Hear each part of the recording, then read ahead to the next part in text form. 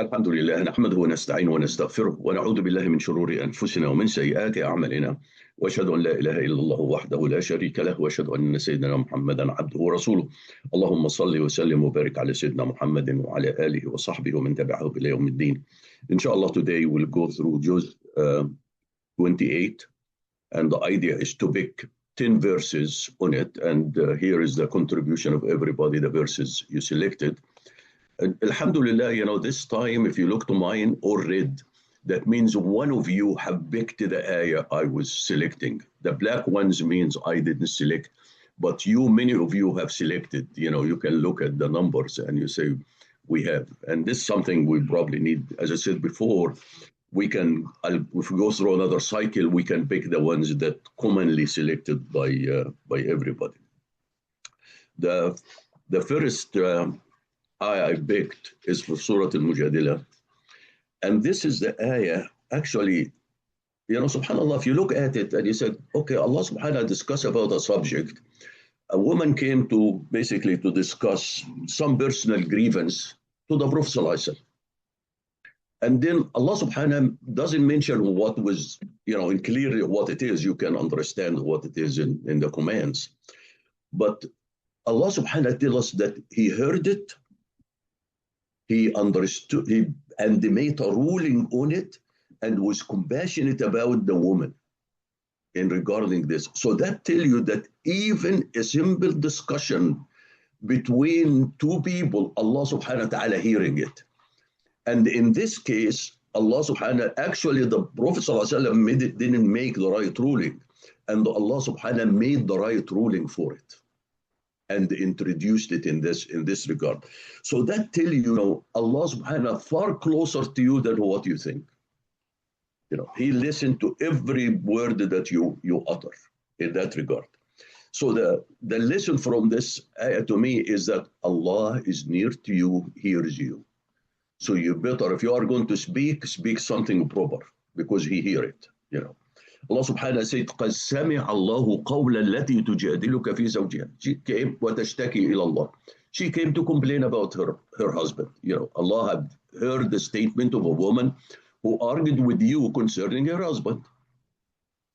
And that she was complaining to Allah subhanahu wa ta'ala because she needed a solution for her issues.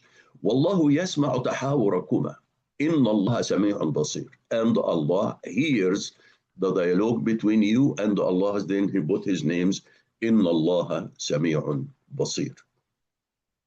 Just as a aside, I probably told you this, I'm working on something because I feel that all of these names that we have here, these are not names that the Prophet ﷺ established. And you notice in the Quran, there is only few names that comes in by themselves, a name by themselves, like Ar-Rahman. Ar-Rahman comes, as a combined with other name, but also come by itself. But you find there is many names comes always together, So you cannot come and say Allahu Sami' Allah al-Basir, Allahu Sami' al-Basir. And then, if you study these names, you'll find out, how even the Prophet have been using them. Because if we want to understand Allah subhanahu wa ta'ala, we cannot just understand Him and basically believe in Him and live always with Him in our presence if we only use His names or invoke His names when we're doing a dua. It should be something that we say in common things, And the way to do it is actually to look at the Prophet was using the names of Allah subhanahu wa ta'ala. And there is names of the Prophet sallallahu alaihi wasallam, not the Prophet, our Prophet, but any Prophet, have only used once. And it only came in the Quran once. And what was the circumstances around it? So if you read the Quran, my advice, don't skip the verse until at least read the ending of it when have the names of Allah subhanahu wa ta'ala, and think about it, why Allah used these two names, or Allah used that name. What is the subject of this that relate to the use of these two names? So here, obviously, Allah subhanahu wa ta'ala, He heard, but Allah knows also, and therefore He's going to make a judgment based not only on what He heard, but in His knowledge, to His infinite knowledge too, in this regard. So that is something where then Allah subhanahu wa ta'ala in the same, that's why I said you pick the first one and tie to another verse in the same surah. Allah subhanahu wa ta'ala talk about now that if you are engaged in any secret discussion with people, don't think that Allah doesn't hear you, because you are in a corner and talking about it, what plots you are going to do. No, Allah hear it. And therefore, if you sitting down with other people and discussing something, it better be something good. It cannot be, let's make a coup against, the organization that we are in, or let us, find out how to remove, the elected official from this masjid. It cannot be this way. It must be something positive. If you go ahead and say, okay, we don't like what he's doing, let's go and advise him. That's fine. What issues we're going to discuss. So Allah subhanahu wa ta'ala say, أَلَمْ تَرَ أَنَّ اللَّهَ يَعْلَمُ مَا فِي السَّمَاوَاتِ وَمَا فِي الْأَرْضِ. Don't you know that Allah subhanahu wa ta'ala knows what's in the heaven and what's in the earth? And then وَمَا يَكُونُ من نجوى ثلاثة إلا هو رابعهم ولا خمسة إلا هو سادسهم ولا أدنى من ذلك ولا أكثر إلا هو معهم. There will be no private discourse happen between whatever 3 people except Allah is the 4th of them. If they 5, Allah will be the 6th. If they are less than that or more than that, Allah also is with them wherever they are. أينما كانوا ثم ينبئهم. Then become an accountability for it. So if you have this private discourse and discussion about something, then in that case know that you are being held accountable for it. And Allah subhanahu wa ta'ala ثم ينبئهم بما عملوا يوم القيامة إن الله بكل شيء عليم. That Allah knows everything. So that means if you are going to have, as I said, a discussion, private discussion, it has to be something good, something useful, and therefore you always have to be sincere, whatever, because you are going to be held accountable for it. The second ayah I picked, one thing which you can do, if you ever get stuck and you want to give a khutbah, and I do that, frankly, when somebody like Qari Hashim comes in like Friday morning and said, oh, the khatib didn't come, can you give a khutbah, which, become very hard to prepare, as a respect of the audience, you have to spend the time to do it. But since I spend the time in doing something else, I pick it. I pick an ayah from the Quran and I try to present it. So actually this ayah, I give a khutbah on it. And Brother Altaf here, I should ask him come and explain it because I give it. And this ayah is very interesting. And this is Surah also Mujadila. And frankly, it happened every week. I don't know, but I don't come here often in the masjid here. But when I go to Qari Hashim and the Richmond Islamic, it's always there. People are standing outside, and people are sitting in the masjid very tight. And there is always, we need more space. So I give this. Allah subhanahu wa ta'ala say, Ya ayyuha alladhina, if you sitting, and this is now an etiquette of gathering, when there is a limited space, what do you do? يا أيها الذين آمنوا إذا قيل لكم تفسحوا في المجالس فافسحوا يفسح الله لكم. And when you ask it to make a space in the gathering, then in that case make a space and Allah will make space for you. And it's always said, because frankly, people sit down and, have their legs, sitting comfortably. It takes basically 2 spaces. You occupy 2, both yourself. If you stand, the space will be open. But how about if the people standing outside, particularly if it's raining or hot? Why don't you tight yourself and make a space for other people too? But then it comes in, وَإِذَا قِيلَ لَكُمْ انشُزُوا فَانشُزُوا. And when they tell you stand up, then stand, rise. Why? Because if you're sitting, sometimes you cannot make a space. But if you stand, you can make a space, because now you are much tighter in this regard. We stand, rise up, and then Allah subhanahu wa ta'ala say, يَرْفَعُ اللَّهُ الَّذِينَ آمَنُوا مِنْكُمْ وَالَّذِينَ أُوتُوا الْعِلْمَ دَرَجَاتٍ. Allah subhanahu wa ta'ala will raise the ranks of those who believe in you and believe, and those who have knowledge.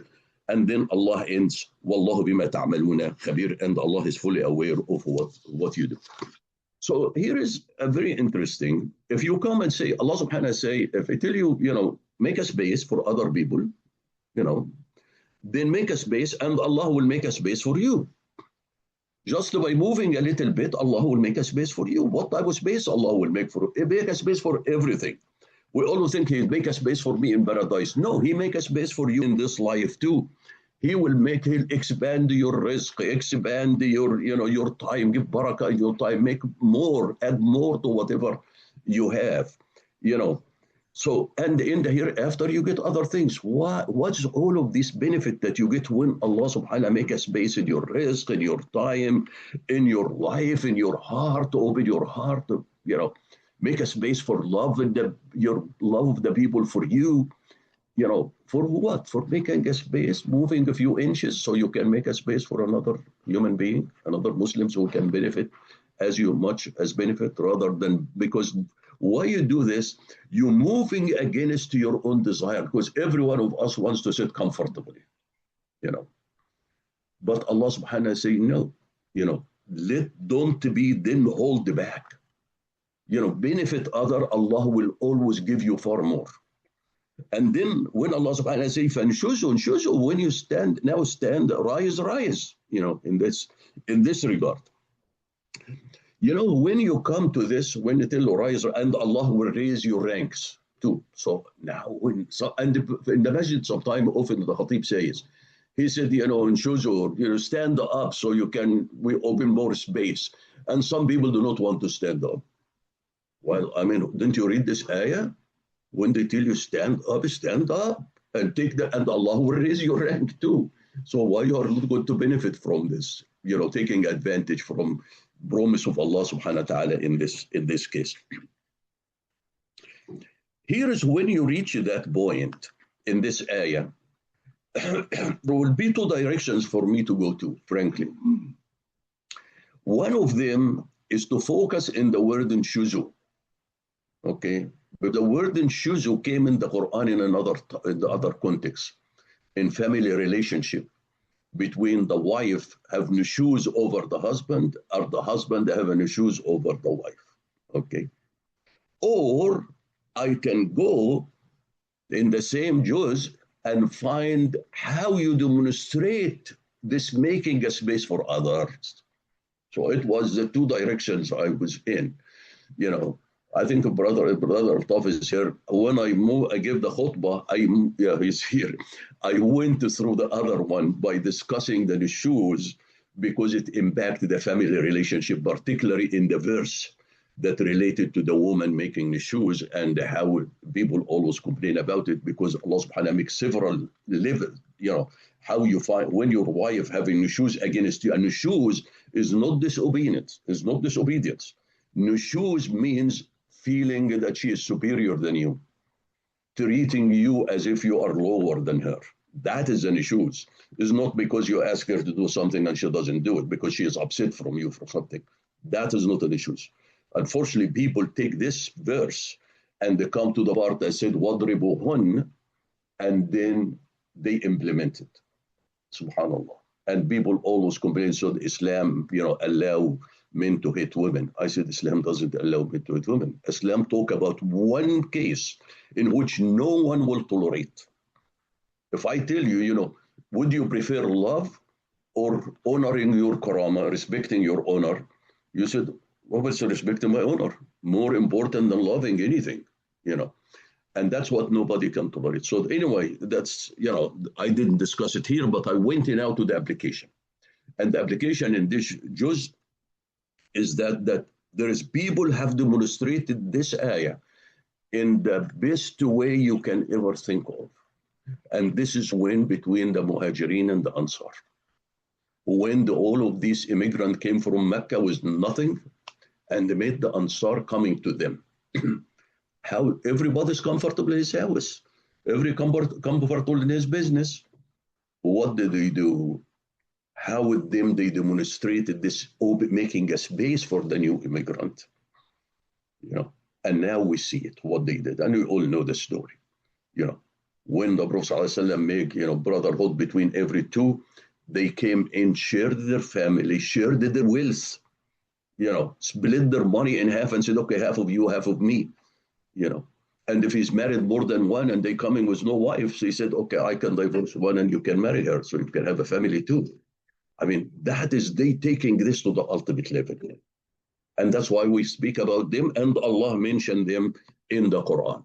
So في سورة الحشر الله سبحانه والذين تبوأوا الدار والإيمان من قبلهم يحبون من هاجر إليهم ولا يجدون في صدورهم حاجة مما أوتوا ويؤثرون على أنفسهم ولو كان بهم خصاصة ومن يوق شح نفسه فأولئك هم المفلحون. Look at this. Allah subhanahu wa ta'ala say, and those people who have settled in their home and in faith. What is this? I made it thread for you because, تبوأ, you settle in a house, you settle, you تبوأ at home, you settle in your home. But تبوأ الإيمان, that settle in the iman. So as much as they comfortable in their home, in the iman, they live in it. As much you live in the home, you live in the iman, in belief. So that was their attribute. So the level of belief reach a point that it's their comfort. They are settling in it. It's not us like, not us, some people who believe it's just a word we say, but not really demonstrated as part of living. And then those people who have this تبوأ من قبلهم, before them, يحبون من هاجر لهم, they love who have immigrated for them, ولا يجدون في صدورهم حاجة مما أوتوا, and then they find no desire in their hearts of what the others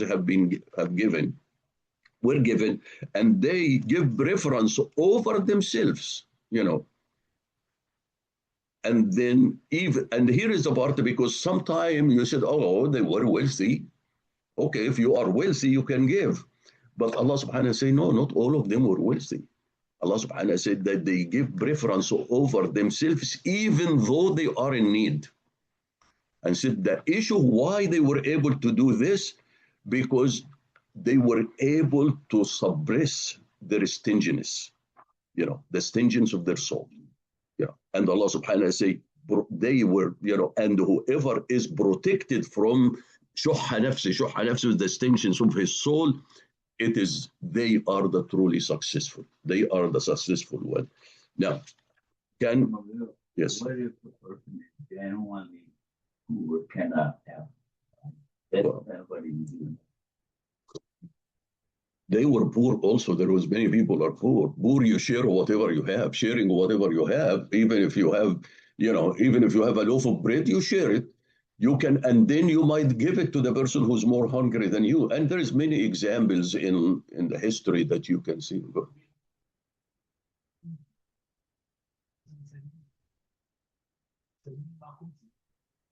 Previous words also, I think we have to follow him. Utul el. It's not that they gained that, it was given to them. It's like Allah has given to you, and they have like the heart to share it with them. Basically, it's not that they were like earning it. Well, but in this ayah it said وَلَا يَجِدُونَ فِي صُدُورِهِمْ حَاجَةً مِمَّا أُوتُوا. That means they do not find in their heart, basically, مِمَّا أُوتُوا. That means if I give something for you, for whatever I have, what Allah have given to me, then to give it to you, I have, first of all, everything, مِمَّا أُوتُوا, because Allah gives everything. So everything is belonging to Allah. So Allah subhanahu wa ta'ala say they would not find any discomfort from giving from what Allah subhanahu wa ta'ala have given to them, And then Allah said, that even they have need for it, But so anyway, but the whole issue is that shuhha nafsi, that it's a disease that we have, that we always feel uncomfortable giving, because of this. Now, then comes in an ayah. Allah subhanahu wa ta'ala addressed the believer here, not with a direct command, but actually by inviting them for some deep reflection. He said, I send you this Quran. How does it impact you? When you read it, you recite it, you hear it, what does it influence you? How does it influence you?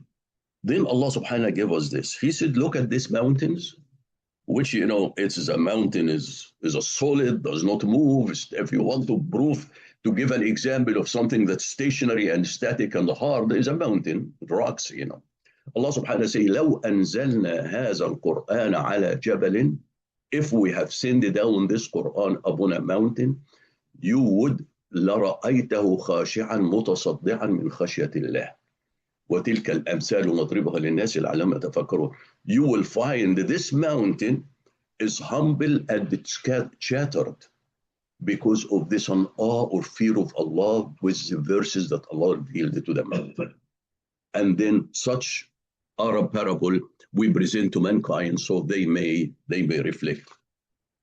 Now, this ayah doesn't give us a command, but it should make every one of us, okay, when I recite the Quran, does anything change in me? Did I feel anything? Does my heart tremble? My heart is supposed to be softer than the mountain.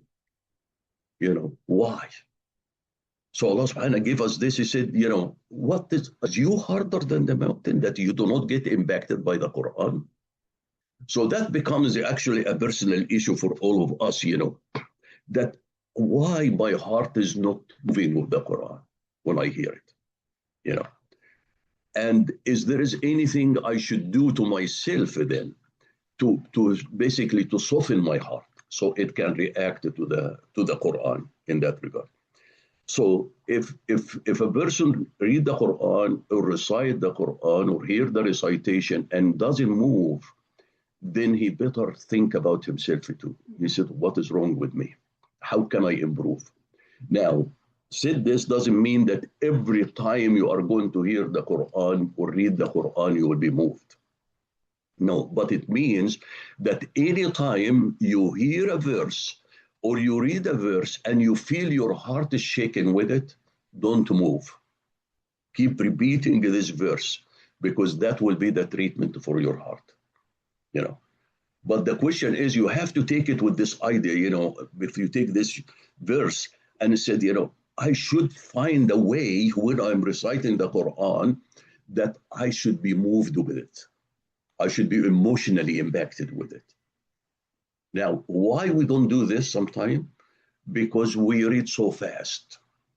We want to continue, you know, the important part is not to stick with an ayah that moves me. No, I want to finish the juz.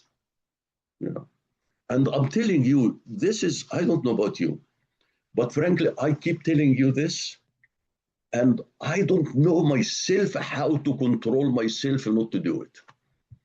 Like when I come to pray, you know, the tahajjud, I want to finish juz and a half, for example. Well, you read, but sometimes you don't concentrate. You miss whatever you're reading because you're trying to read so fast, you know, 8 rak'ah, finish juz and a half or 30 pages, you know. And I keep to myself, why in the world I'm doing this? The Quran was revealed in 23 years. Why don't just read one page, you know, for all my rak'at and then concentrate with it? You're getting that side of, no, but you need to finish the Quran, you know, at least every month. You know, I don't know about you, but I'm struggling with it. And I'm giving you this advice because frankly, I am doing the wrong things and I wish I can actually change. I'm going to try. Go ahead. Advice how to handle it. He said you should have parallel still going on of Quran. Like one is like you're just reciting it every day, the whole juz maybe, as much as you want to recite it. But every day you keep another study of Quran, which is maybe only one ayah, maybe one page, as much as you can reflect upon. Yeah. Multiple. Sure. But I, you know, agree with you. And frankly, everybody does it. The question is, what is this value of just reciting it in all of these things and you don't follow them and you're not impacted by them, you know?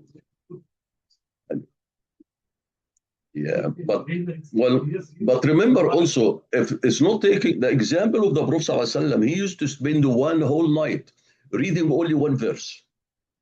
You know, spend the whole night reading one verse and crying on it. You know, I mean, so it is not the issue of the quantities, it's actually the quality of the reading. Otherwise, why Allah subhanahu wa ta'ala revealed the Quran in 23 years? Why didn't reveal it in the first year? I mean, there is people who can read the Quran in 1 week. So, but yeah. Anyway, so the question is, this is some absolutely, you're right. Anyway, the question is, the ayahs in front of us, it doesn't give us a command, but basically tell us, think about yourself. You know, it's a personal call to for all of us to reflect. How are we going to find a way that we will be impacted softly with this? Now, sure. Previous page where Allah says, then the Quran, the mountain, are we talking about literally? Or otherwise, Allah is telling us that the mountain has the ability to understand. Oh, yeah. Okay. The question was, I'm repeating this question here. The question was, is the mountain really has ability to understand? And we did discuss this before. Everything in the universe has a conscious. Even the photon has a conscious, the proton has a electron has a conscious, aware of Allah subhanahu wa ta'ala.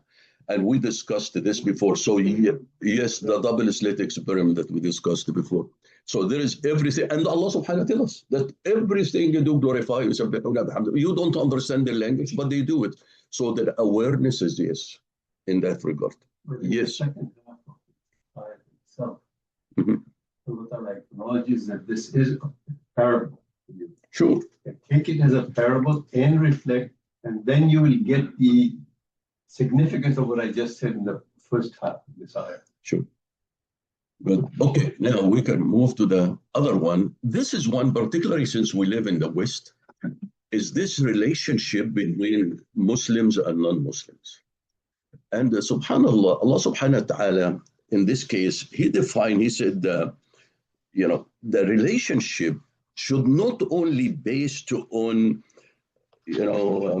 let me see here. It should not be only based on your, basically religious allegiances. Like we are Muslim, then this will be the only criterion we should use, for our friendship and so on. But when it comes to human relationship, religion is one aspect, but also the behavior of other people is also important, how you react with them. So because he is a religion, the person is not a Muslim, for example. What is your relationship with him? What's important for me only to know and love and treat kindly the Muslims? Or I am only obligated to treat everybody independent of religion kindly and righteously and love him and based on his behavior toward me. Then this verse comes in and address this one. It comes first with generality. Allah subhanahu لا ينهاكم الله عن الذين لم يقاتلوكم في الدين, and this is Surah Al-Mumtahan. لا ينهاكم الله عن الذين لم يقاتلوكم في الدين ولم يخرجوكم من ديارهم. Allah subhanahu does not prohibit you to basically show animosity or don't take alliances with those people. Those people who basically Allah does not provide that they don't to fight you and don't to force you out of your home, dismiss you out of your home. For those, there is groups who are enemies who fight you and wants to take over your properties, and there is a group that don't do anything like this one. So Allah subhanahu for those people who do not do these bad things to you, Allah subhanahu say, how are you treating them? أن تبروهم وتقسطوا إليهم إن الله يحب المقسطين. That you do birr to them and to ensure justice toward them, and you treat them justly, and to do birr with them. And I keep this word birr because the word birr is not just even love or kindness. Why? Because we call it what's our relationship with the parent? You said birrul walidain. So it is far more than just the kind, nice treatment. And we said when Sayyidina Isa came in and talked about his relation with barrun biwalidati, that means, it has this level of kindness that go far more than normal level of kindness to treat everybody. So Allah subhanahu wa ta'ala said, no, for those people, treat them this way. But Allah subhanahu wa ta'ala prohibit you from to make alliance and do, treat people kindly, those people who fight you. So if you are your neighbor, he doesn't fight you, doesn't anything. So how is your guide the relationship with him? With being a just and birr. Even has nothing to do with his belief, in it. And that's in itself, it could show actually how Muslims relationship with everybody because you treat him as a creation of Allah subhanahu wa ta'ala. And Allah subhanahu wa ta'ala give you this command. And some people has this idea that if he is this believer, then I should despise him, look down on him. Allah subhanahu wa ta'ala say, what's this? He said, do birr to him. A birr, as like you do birr to your parent, do birr to him. It become part of your belief and your action toward them. Yeah. And this. So this ayah actually principle give us this, clear any misconception about how about my neighbor? Should I talk to him? Should I help him? Should I, when he is in need, should I, give him money? Should I even congratulate him in his, celebrations? Rather than try and make everything in this birr. Like birr, define the birr as you define your relationship with your parents. So. They do not fault for your religion. So there could be other disagreements. Okay, you can still not match them, right? It's only for we were fighting for your religion, right? Well, yeah, absolutely. If people fight for religion and kick you from your home, now if other than that. Well, what do you mean? That means what he's want to take advantage of your money. Business relation. But that means somebody committing injustice against another. I mean, if you are two business partners or have two businesses and we're friends, has nothing to do with it. As long as the person is not doing something to you that negatively, committing injustice. Because remember, the ayah said, be just. So if he's treating justly, and he's kind to you, you should reciprocate. Has nothing to do with anything else. But if he is trying, to basically steal your business or bad rumor about your business, obviously you cannot have a good relationship with such a person. But if now you think about it, because assuming you have because Allah subhanahu wa ta'ala talk about this, those people who do not, non-Muslims, how they treat you, you treat them with kindness and so on. If a Muslim treats you with this kindness and so on, justice and so on, you should even, that obviously will be so obvious that you should treat him the same way.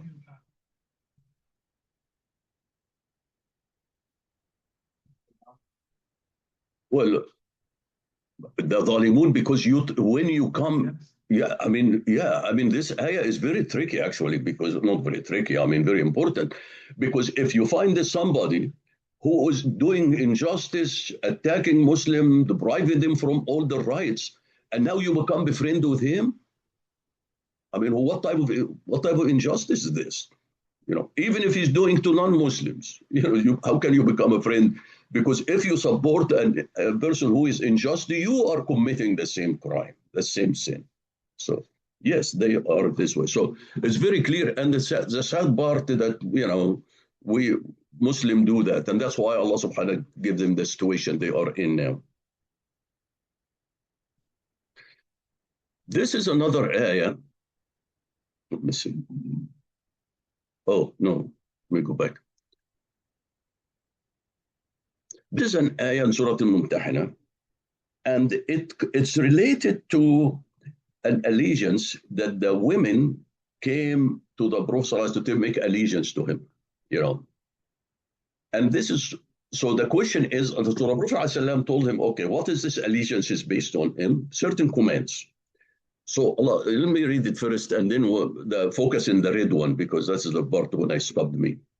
O Prophet, Ya ayyuha nabi, إِذَا جَاءَكَ الْمُؤْمِنَاتُ يُبَايِعْنَكَ. When the believing women come to you to give you a pledge to becoming a Muslim, then what is the bay'ah now? It's interesting because here is the term bay'ah. Bay'ah is allegiance to somebody, And this is you find sometimes for people who belong to a Sufi group, they come and say, I get bay'ah from the sheikh. I said, what is the bay'ah? The bay'ah means you obeying him. You have a teacher, you respect him, but a bay'ah is becoming almost a legal obligation. In Islam, you give a bay'ah, people who win a bay'ah to the Prophet ﷺ, that they will listen to him, they will fight with him, they will defend him, and so on. They don't violate his commands. So it has a lot of implication. So sometimes we take a term that religious term and make it just make it casual and use it between relationship. No, you know, in that regard. But even in this bay'ah, there is something interesting. What is the bay'ah then that they came with the women? And لا يشركن بالله شيئا. And obviously they do not associate anything with Allah. ولا يسرق, and don't, you know, basically, steal. ولا يزنين, don't commit adultery. ولا يقتلن أولادهن, and then don't kill their children. ولا يأتين ببهتان يفترينه بين أيديهم وأرجلهن, and don't slander anybody or fabricate any lies, you know, and so on. This is the part. ولا يعصينك في معروف. Do not disobey you in what is right, what is ma'ruf, what is moral. If you read it, if you want to came and said ولا يعصينك, I mean, we don't disobey you. I mean, what is this? Well, ma'ruf is the Prophet ﷺ will ask them to do anything except what is righteous. Why that exception came in this verse? وَلَا يَعْصِينَكَ إِلَّا فِي مَعْرُوفٍ. If you remove the word fi ma'ruf, it doesn't change the meaning. Yes, and obey you, but don't disobey you in anything. But فَبَايِعْهُنَّ وَاسْتَغْفِرْ لَهُنَّ اللَّهِ إِنَّ اللَّهَ غَفُورٌ. Then accept their pledge and seek forgiveness for them. Indeed, Allah is forgiving and merciful. When I focused on this one, I said, you know, subhanAllah, Allah subhanahu in this, He's trying to say, you as a Muslim have to always use thinking. Never follow anybody 100%. Yes, the Prophet ﷺ will never ask you to do anything except what's righteous. But this is not related to the Prophet only. It's related to you. How about if you are boss? If you have a soldier in an army, if you have a person, whatever judge, would you follow? If you have a leader on you, would you follow him blindly? Would you follow blindly? Are you obligated? The answer is no. You cannot follow blindly, because Allah subhanahu even said to the Prophet, who will never ask anybody to do anything wrong, He said, you obey him only for what is righteous. Even the parents, nobody. But all what it is, it's basically a Muslim have to always be thinking. He has a principle to follow. You know, not because somebody command you to do something, you do it. And this is why, you know, the fuqaha took this principle and said there is no obedience to, you know, basically to anybody in creation in disobedience of the Creator, that ask you to disobey the Creator. And frankly, with all honesty, sometimes I look to Muslim countries, how many people get, you know, basically go to court for fabricated something because a guy has a different political view, has nothing, and then judge will rule against them. You know, I mean, why? Because the ruler come and say, those people, you have to put them in jail forever. You know, you cannot bring him outside. And you obligated, how many people got in jail? Because basically in our countries, in Muslim countries, not upon justice, but because of this. Because they followed somebody, said, yeah, we will follow the imam, we will follow the sheikh, we follow the leader, you know. You obey 100%, obey it, you know. And some people come and say, oh, you obey the king or you obey the leader, even if he steal your money and beat you up and so on. So what is this? Islam make people who are slaves, you know, enslaved to somebody else? But unfortunately, it happened for people, and it is get justified based on a religious ground too, unfortunately, in that regard. Remember last week, actually, regarding to this one, when there is also ayah that I mentioned last week, I said the Imam was reading it about the people, the Israelites, when they killed their prophet. You know, what is the ayah said? وَيَقْتُلْنَ الْأَنْبِيَاءَ بِغَيْرِ حَقٍّ. They killed the prophets without right. And you said, well, why Allah subhanahu wa ta'ala say without haqq? Would ever the prophet be killed with haqq, was rightly? You know, and it turns out, and when you sometimes I said you look in the Quran and see something like stop you said, well, it seems like this part is addition, you know, why it's not It's not important. I mean, if you read it, وَيَقْتُلْنَ الْأَنْبِيَاء, it's stop, Why بغير حق? Then you dig in the history, you find out in many of the prophets that were killed, they will put in trial. They made an accusation against them, put them in trial. And in the trial, they proven to be innocent and they still killed them. So Allah subhanahu wa ta'ala says, even you have put them on the trial, it's proving their innocence and you still killed them. You have no justification in that case. But that part, that word will force you to go study history of the best, best religion and best prophet who killed from the Israelites and so on. So sometimes, a word that comes in, and I'm saying, is this really something will increase your belief or decrease your belief? Or no, but it just to let you think. Particularly, I said it's so important when you're studying Quran with a young child. So young, tell him, okay, let's search this and find out why, what happened to them. And by the way, who is then, in spite of he is the biggest tyrant, who actually was just? Pharaoh. Pharaoh couldn't kill Musa, Prophet Musa, although Musa killed somebody.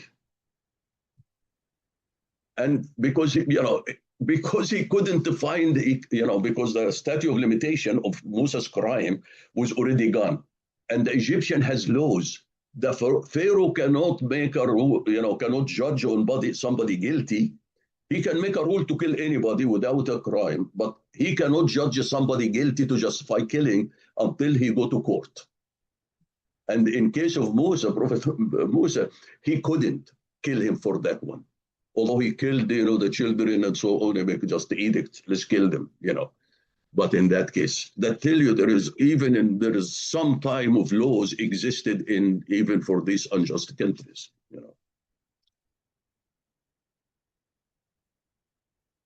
Okay. This ayah also, you probably hear it so many times and all of you know it. Ya ayyuha alladhina amanu, about the Friday prayer. And I made this statement so many times and I wish we can implement it. I said the prayer in the Quran, in Islam, this congratulation prayer, the group prayers, is intended to develop this brotherhood and support among each other. The 5 prayers should be prayed in a local masjid in the neighborhood, that you hear the adhan, if you're in a Muslim country, and you walk to it. Don't drive, 10 miles to go to the masjid, that's a long, in the past, if the 10 miles, you take a whole day, by the time you walk it. So, but then you have a small masjid in every neighborhood, maybe a small house or, a store or something that everybody can walk, the group can go in and pray all the 5 prayers, and therefore they will know each other.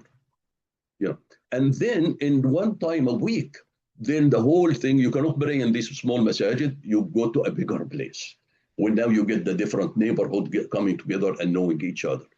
Twice a year, then you get the whole city getting together in the Eid. And once in your lifetime, you get the whole world, Muslim together that you know them. The trouble with it, we never implemented this.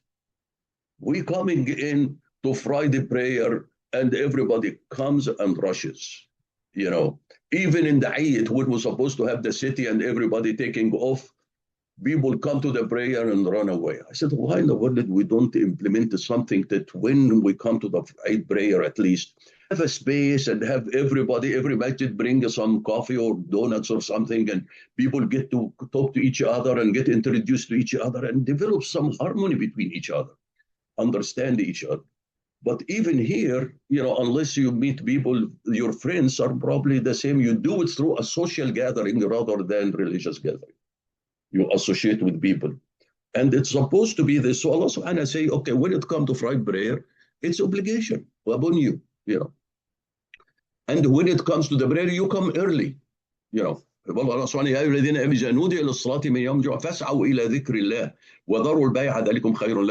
ta'ala, leave business, leave trade, leave your shops, and come to prayer. If you know, because people sometimes say, let me just finish the deal first.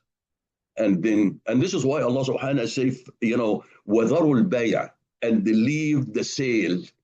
He didn't actually say leave the business, because in general, who is more interested in the deal? The guy who's buying or the guy who's selling? The guy who's selling, because he wants to, to get the money. The guy who's buying might take this and excuse us, oh, this is prayer, Jum'ah, let me go and do it. And he might not come back to buy whatever he's interested in. So Allah subhanahu wa ta'ala say, no, when you have the sale in your hand, leave it and go to the prayer. وَذَرُوا الْبَيْعَ ذَلِكَ خَيْرٌ لَكُمْ إِن كُنتُمْ تَعْلَمُونَ. And there's people who comes and say, إِذَا نُودِيَ لِلصَّلَاةِ. And remember, when the prayer is called, people come, wait until they come and say, oh, the khutbah is at 1:30, the prayer is at 2, I'll come too. Well, but the whole point is that the khutbah is supposed to be part also of the prayer. It's part of the Jum'ah to come and listen, to discuss something related to the community and other things. That's why in many places, if you look at the history of Islam, they used to delay the prayer of the Jum'ah even to close it to the very late in the day. Why? Because this is the Imam or the leader at that time, or the Amir, will deliver the khutbah. And he wants to be sure that everybody listen to him. Particularly if you have people against the Amir, they might not show up to listen to him. So with an excuse that they have businesses or living far away, so we make it like closer to almost the Maghrib time. Delay it up to closer to that time to ensure that everybody come. And if you don't show up, then you will become an enemy of the leader. So it's an interesting, actually, the Jum'ah prayer. Is it replacement of the Dhuhr? Is not replacement of the Dhuhr? Do you have to attend the khutbah, or you can come and pray and so on? There is many fuqaha, several issues, but the whole point is it's not an issue here. But the part is interesting. What Allah subhanahu wa ta'ala say, if the call for the prayer of Jum'ah comes in, فَاسْعَوْا إِلَى ذِكْرُ اللَّهِ. اسعوا إلى ذكر الله, that means hasten to the remembrance of Allah subhanahu wa ta'ala. Then it comes in when it's the end of the prayer. Is the end of the prayer, sit down and socialize? He said, now you left your business, go back to your business now. وَإِذَا قُضِيَتِ الصَّلَاةِ. And when the prayer is concluded, فَانْتَشِرُوا فِي الْأَرْضِ وَابْتَغُوا مِنْ فَضْلِ اللَّهِ. Then disperse on the earth and the land and seek from the bounties of Allah subhanahu wa ta'ala. وَاذْكُرُوا اللَّهَ كَثِيرًا لَعَلَّكُمْ تُفْلِحُونَ. And remember Allah much, so that you may succeed. Remember, in the first part, when the call of prayer comes and you're coming to pray in the masjid, Allah subhanahu wa ta'ala say, فَاسْعَوْا إِلَى ذِكْرِ اللَّهِ. Hasten to ذِكْرِ اللَّهِ. One zikr here. Here, وَاذْكُرُوا اللَّهَ كَثِيرًا. And obviously the meaning is obvious. When you're coming to the prayer, you're always in a state of remembrance of Allah subhanahu wa ta'ala. But when you leave in the business, that's when you really need to remember Allah all the time. Because all your action has to be guided by pleasing Allah subhanahu wa ta'ala. And that's why you want to remember him in all the time. There is other parts of the verse. I'm going to skip it just for time. This verse in Surah Al-Munafiqun is an interesting one because it's almost a warning for every one of us. Allah subhanahu wa ta'ala says, وَأَنْفِقُوا مِمَّا رَزَقْنَاكُمْ مِنْ قَبْلِ أَنْ يَأْتِيَ أَحَدَكُمُ الْمَوْتِ. Spend from what we have provided to you before this comes to one of you. And all of us, this will come to one of us. Then what are we going to ask Allah subhanahu wa ta'ala? Allah, delay me a little bit. To do what? فَيَقُولُ رَبِّي لَوْلَا أَخَّرْتَنِي إِلَى أَجَلٍ قَرِيبٍ. Oh Allah, my Lord, if you only could delay me for a short time, from that time, to do what? What did you want this time to do? فَأَصَّدَّقْ, to give a charity. That is charity that I was deciding I want to do, but I have been delaying it. I really want to go and give it. وَأَكُنْ مِنَ الصَّالِحِينَ. And Allah subhanahu wa ta'ala, وَلَنْ يُؤَخِّرَ اللَّهُ نَفْسًا إِذَا جَاءَ أَجَلَهَا وَاللَّهُ خَبِيرٌ بِمَا تَعْمَلُونَ. And Allah, so it's ended. Allah will not postpone any, life, any soul after when the appointed time has come. So the question is really, here we regret about what? This is not about a sinful person. I want to forget. I want to ask for repentance. I want to pray. I want to do. No. He's looking for a person who is a righteous person. And why? And that righteous person, obviously, if he's thinking about a charity, that means that person is charitable. But he also regrets that he missed the opportunity to give. And that is something, what we have. Anytime you have an opportunity to give, do it. Yes, because what happened when you give is reality. When you plan to give, who knows is going to give it or not in that regard. And somebody will tell me, well, doesn't Allah subhanahu wa ta'ala give you for your intention if you are sincere? I said, yeah, but isn't it better to do it in advance? Every, hasana is so important. Yes, if you have intention to pay and you delay it for some reason, then in that case, yes, you get for your intention 1, but if you do it, you get 10, But how about if you have the intention and you got the opportunity and you didn't do it, then how serious you were in that case. So everybody, so this is something important that we all have to really recognize, that if the opportunity comes, it doesn't matter how much. It is really, it is whatever you are going to give in this regard. And that could be also because sometimes also, the risk also, we talk about the risk mainly as money, but that risk could be your health, your position. So let me help somebody I was planning to help. Then Allah subhanahu wa ta'ala comes and says something tied to that verse.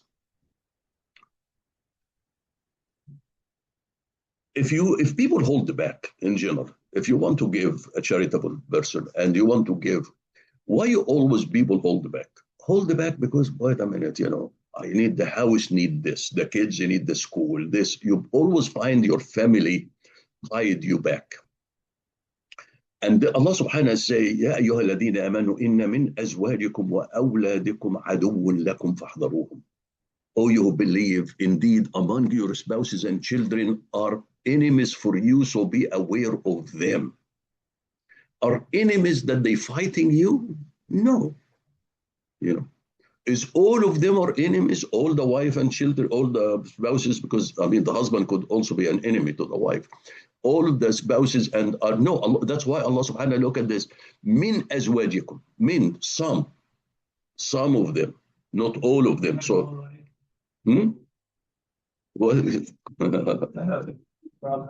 yeah. So in that regard, it's, but Allah subhanahu wa ta'ala, if assuming your wife keep nagging you, sometimes people say, why you always say the wife, Yeah, it could be that the husband is nagging the wife, but I want to buy this new car. I said, well, just give a charity. And he said, oh, no, but we need to replace our car. So anyway, if somebody if one of the family member or your children keep nagging you about something, and then instead of giving to satisfy them, you become miser, then in that case, yeah, they really are. So, but Allah subhanahu wa ta'ala, remember also, that means you get so angry from them, because Allah subhanahu wa ta'ala, yeah, this person is preventing me from accumulating, greater rewards from Allah subhanahu wa ta'ala, although he's my family member. Allah subhanahu wa ta'ala say, no, just to be careful with them.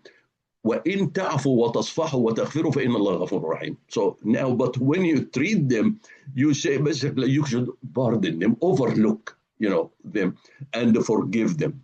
Allah has forgiven. So don't treat them as real enemies in this regard. So that you hostile against them and you get angry and said you did this with trying to get me to hell, by all of your demands and so on. No, be kind. Then Allah subhanahu wa ta'ala comes also في سورة التغابن and add something else and give broader principle, and he said إنما أموالكم وأولادكم فتنة والله عنده أجر عظيم. Allah subhanahu wa ta'ala say your wills and your children are tested for you, so in a way as trial for you, and Allah subhanahu wa ta'ala have a great reward. So watch for this one, watch by being, yes, money is a gift from Allah, children is a gift from Allah, but also a test from Allah subhanahu wa ta'ala. It depends how you are going to use them, what are you going to do with them. And therefore, Prophet ﷺ tells us when a person dies, all his actions or his deeds will basically stop except for 3 things, all of them. It basically sadaqatun jariyah, that money, it's still money. Allah subhanahu wa ta'ala said the money was a trial. The children was a trial. One of the things that will continue for you, that you give a perpetual charity that will keep creating benefits. Another one, which وَوَلَدٌ صَالِحٌ يَدْعُو لَهُ. The children was a trial, but the children also can give you eternal benefit by always praying for you, because you raised them, nicely and kindly, and taught them morally and teach them. So in that regard, whatever it's, although it's a trial, but you can win the trial, you can win the test, you can achieve the highest grade for it. But Allah subhanahu wa ta'ala also comes in and says,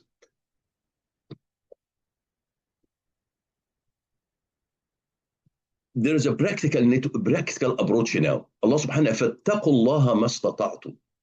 This ayah actually is so important, because we always we have it in وَاتَّقُوا اللَّهَ حَقَّ تُقَاتِهِ. Have taqwa of Allah as Allah deserves his taqwa. As the taqwa, be conscious of Allah subhanahu wa ta'ala as he deserves you're conscious to him, and so on. The question is, how can we achieve that level? What is this status of Allah subhanahu wa ta'ala? How my taqwa can reach the taqwa that deserving to Allah subhanahu wa ta'ala? It's becoming an impossible task to do this. Then Allah subhanahu wa ta'ala softened this. He said, وَاتَّقُوا اللَّهَ مَا اسْتَطَعْتُمْ. That have taqwa of Allah as much as you are able. Because you will never be able to reach this, but you should aim for this, the highest level of taqwa. وَاسْمَعُوا وَأَطِيعُوا وَأَنْفِقُوا خَيْرًا لَكُمْ. And then how you do here, obey and spend for charity, that's better for you. So how you really translate the taqwa to that level is by the degree how much obedience you can have, how much charity you can give. And then Allah subhanahu wa ta'ala says, وَمَنْ يُوقَ شُحَّ نَفْسِهِ فَأُولَٰئِكَ هُمُ الْمُفْلِحُونَ. And the one who actually saved from the greed of himself, then they are the true successful. Then Allah subhanahu wa ta'ala comes in also. There is people sometimes feel giving a charity, I'm still stinginess on it. Then Allah makes another statement for people like this. He said, okay, don't think the charity you're giving, you're losing it. The charity you're giving is a loan from you to me, a good loan that I'm taking from you, and I'm going to multiply it to you. So here is you come and admit, yes, Allah, it is the money you give to me, you give it to me as a test and a trial. You commanded me to spend it at charity, I'm still a little bit stingy. Then Allah comes and said, okay, don't think about it this as charity, consider it as a loan to me, and I will give you back multiple of that loan. Then Allah subhanahu wa ta'ala comes in the same surah and says, إِن تُقْرِضُوا اللَّهَ قَرْضًا حَسَنًا يُضَاعِفْهُ لَكُمْ وَيَغْفِرُ لَكُمْ وَاللَّهُ شَكُورٌ حَلِيمٌ. So if you give Allah a godly loan, then he will multiply it for you and will forgive you. And this is so important, because frankly, do you really believe that the money I have is Allah subhanahu wa ta'ala gave it to me and trusted me with it? Or I believe it's mine? Because if I believe I'm entrusted with it, then in that case I should act according to his commands. If somebody is in need, better than my need, I'll give him the money. Sacrifice for other people, because I'm taking it as a test. But why shouldn't I do it? Because I feel, it's my money. I want to buy the bigger house. I need to save this to buy a bigger car. What about if somebody doesn't have a car? Would you give him your money? Then Allah subhanahu wa ta'ala say, okay, don't think that you are giving to him. No, it's a loan to me, and I'll give you more. I mean, I'm telling you, if you read the Quran, that the money is the one test that Allah subhanahu wa ta'ala always use. And the money is the one, basically item which Satan also use to prove that you do not believe in Allah subhanahu wa ta'ala. That's why Allah subhanahu wa ta'ala, many ayat talk about Allah, promise you abundance and forgiveness, and Shaitan promise you poverty. Why poverty? Because you hold back. And then Allah doesn't give. So Allah subhanahu wa ta'ala say, give it to me and I'll multiply it for you.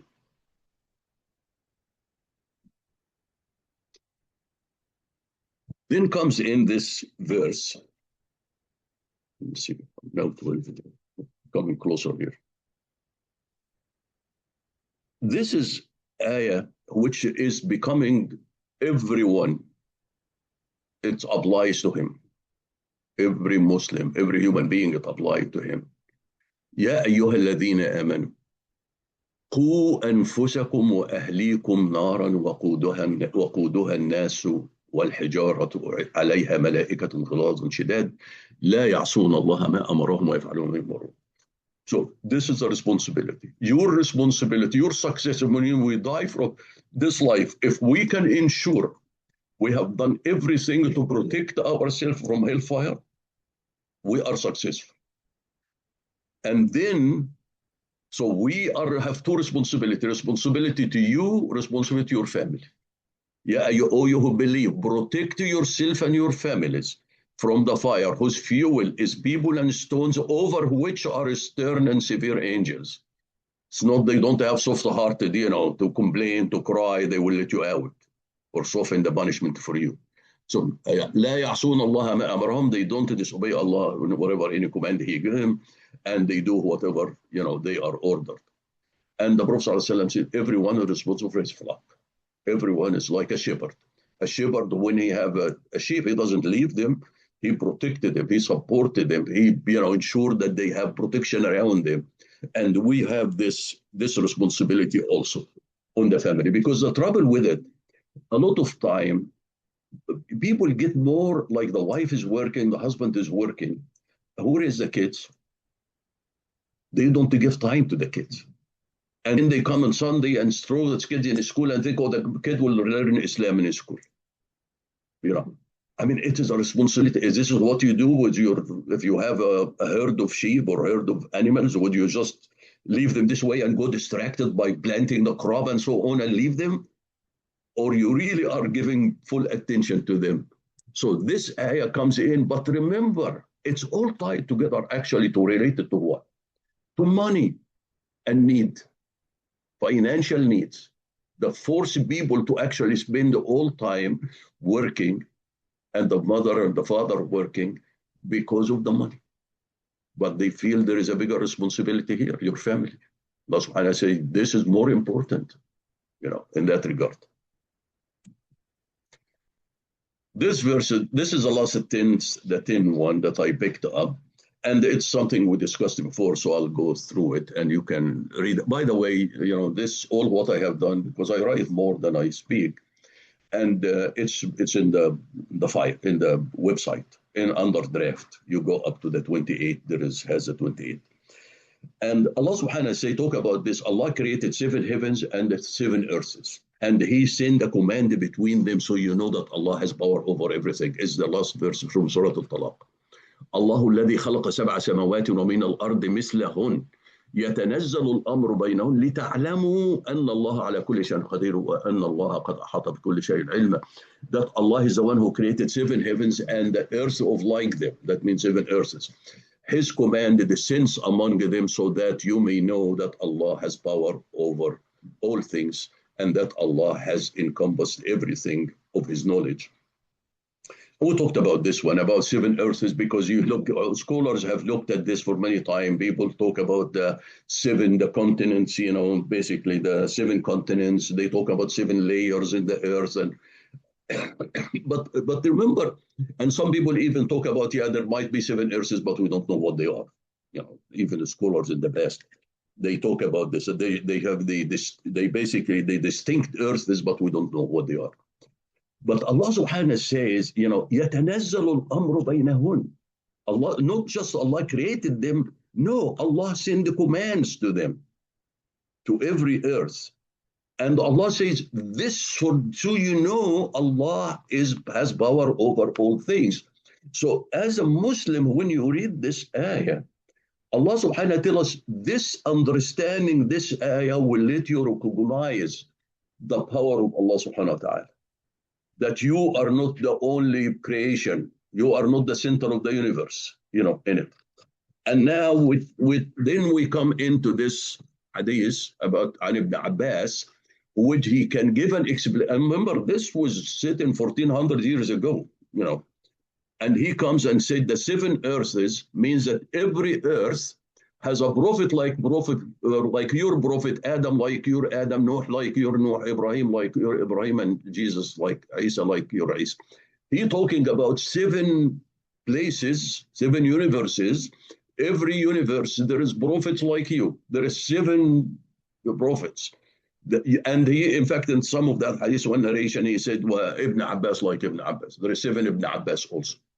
So it exists. Now we look from a scientific point of view and so on, and people talk about this multiverse and multi-universes and all of that stuff. But subhanAllah, it could be, and that's why you look in other ayat in the Quran, talk about that these universes like bubbles, and then it comes in and says, وَإِذَا السَّمَاءُ كُشِطَتْ, and then this bubble, the cover will take off, will be removed, and then you will see a lot of other things. So I'm telling you, in the day of judgment, subhanAllah, there will be a lot of fun. Yes, people can enjoy when you go to heaven, or you are going to be so happy because you will 7 of you existing there, So you have 7, yeah, and then they said the cat like has 7 lives. You actually, in a way, there's other verses in the Quran, if you can take it and said, Allah yajikum bi ahsanu ma, Allah will reward you with the best you have done. Is the best of you have done, that means if I prayed all my time, he give you reward with the best of this, or I have 7 of me, and Allah will give us all the reward of the one who did the best, and Allahu A'lam.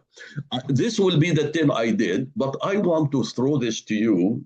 I'm not going to discuss it, because when I look at it, this verse, and we use it all the time, this ayah for Surah Al-Jum'ah, listen to this because I need your interpretation of this. مثل الذين حملوا التوراة, because you can take the Torah and say the Quran, okay? مثل الذين حملوا التوراة ثم لم يحملوها كمثل الحمار يحمل أسفارا. The example of those who was given to carry the Torah and they did not carry it, they are like the donkey who is carrying books, okay? You can take the Torah and say the Quran. مثل الذين حملوا القرآن ولم يحملوها كمثل الحمار يحمل أسفارا. What does it mean? When you look to this superficially, you come and say, oh, they were given entrusted with the Torah, but they did not implement its rules, they did not apply it, therefore they like the donkeys. But this is, remember, there's a parallel now between this. Allah subhanahu wa ta'ala, here is this, here is this. What is the first one? The first one, they were loaded upon them with Torah, but they did not carry it. They took it off. The other one, here is a donkey who's carrying the books. So how is this related to each other? If a person who's not carrying, how it can be related to a donkey who's carrying? I mean, how can you match these two parallel now between these two scenes? A person who's not carrying, because they were loaded on them the Torah, the book, the divine book, but they are not carrying it. And Allah subhanahu wa ta'ala, the example of them is like the one who is carrying the animal who's carrying something. I'll give you one interpretation, but you can think of it in your own. I said, if you were given the book of Revelation and you are not carrying it, to match that example, you must be carrying something else. But whatever you are carrying now is not giving you guidance, similar to the donkey who's carrying something and not gaining guidance. So the question is that, did we as Muslim abandon the Quran as the primary source of guidance and went to all other sources of guidance, but in reality they do not guide us? So that's a self-inflicted, that Allah gave us something to guide, we left it and guided and sought guidance from somewhere else and didn't guide it. The donkey by natural, he was carrying books, but the books did not guide him because Allah created him not guided, not to learn from the books, but we are. So is this verse, actually, we take it deep, do it beyond this as just being superficial about the meaning of it, that they did not apply it. Because frankly, in some time you feel that we actually as Muslim, and I told you this many times, ask anyone about a religious issue. I have never so far find somebody, when I ask him a question, even a definition of a term, that he will quote me an ayah from the Quran in the beginning. He will always quote me, if a statement of a scholar. Never. I said, wait a minute. Shouldn't it be the first primary source of guidance is the Quran? And then the second one could be the hadith of the Prophet, and the third one was the opinion of a scholar. How come every religious issue you discuss it based on the opinion of a scholar? And you never start with the Quran? Isn't that the issue? That we leave the Quran and load ourselves a lot of other information, and suddenly we don't get the guidance and we see our status as a Muslim. So at least if anybody you ask any question, let the person tell him, okay, you are a scholar, give me the answer from the Quran before you expand on other input. But if you cannot give me the answer from the Quran, then you are not a scholar, because I know the Quran is the only book that will give me a true guidance. Because Allah subhanahu knows me, who created every human being, He framed it in a way that will guide me. If you tell me about another human being like me, opinion, well, he's another human being, I don't know if that will guide me or not guide me. Yes, it could be information, but there is a lot of good information. So I'll leave this. So what you just said is proved that most of our mullahs are donkey. Well, I'm not saying that. No. I'm saying the point is the verse is there for advice to us that we look into deeper. That, don't abandon the book, the revelation that Allah make it to ensure guidance for something that you perceive will give you guidance, because now you will be basically transformed ourselves into another example, So the point is, and that's something for all of us. That's what I told you in the beginning. I said, well, the one series about like al-ayat al-muhkamat, because ayat al-muhkamat, everybody should know it. Well, I have been searching. I said, there is no book, one book I could find to tell me these are ayat al-muhkamat and this is a subject that I will discuss, and the other mutashabihat, so I wouldn't have to worry myself about digging in the meaning of them. Because like this ayah about Surah Al-Talaq, about 7 earths, these are mutashabihat. It requires a guy who has a PhD in astrophysics and so on to study it. It doesn't impact me, but there is ayat al-muhkamat. I should be able to do it, because the ayat al-muhkamat is the one which I'll be guided by, because it's Allah subhanahu wa ta'ala give it to me this way. Allahu a'lam. اللهم صل وسلم وبارك على سيدنا محمد وعلى آله وصحبه. اللهم اهدنا فيمن هديت، وعافنا فيمن عافيت، وتولنا فيمن توليت، وبارك اللهم لنا فيما أعطيت، وقنا واصرف عنا شر ما قضيت، فإنك يا ربنا تقضي بالحق ولا يقضى عليك. اللهم ادخلنا برحمتك في عبادك الصالحين. اللهم اخرجنا من ظلمات الجهل والوهم إلى نور العلم. اللهم علمنا ما ينفعنا وانفعنا بما علمتنا وزدنا علما. اللهم اجعلنا ممن يستمعون القول فيتبعون أحسنه.